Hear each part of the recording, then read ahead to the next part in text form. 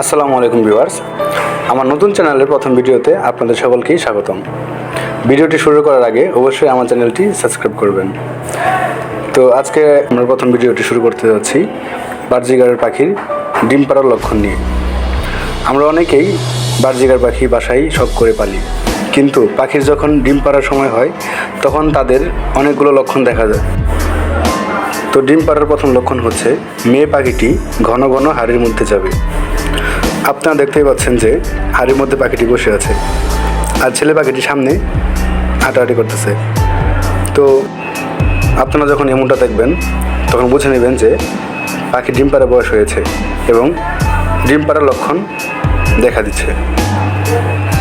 ভিডিওতে দেখছেন যে হাড়ির মধ্যে আমার পাখিটি বসে আছে, তার মানে লক্ষণটা হচ্ছে যে পাখিটিও ডিম দিবে।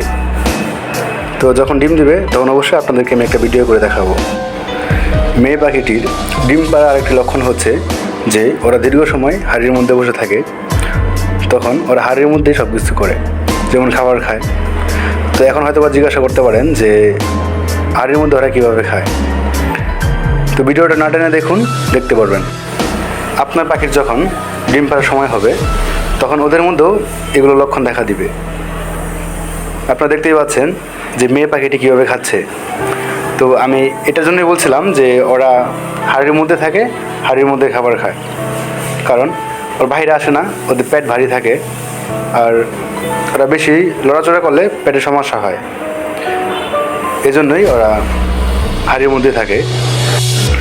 তো যখন আপনার পাখির এগুলো লক্ষণ দেখা দিবে তখন আপনি অবশ্যই পাখিগুলোর খেয়াল রাখবেন।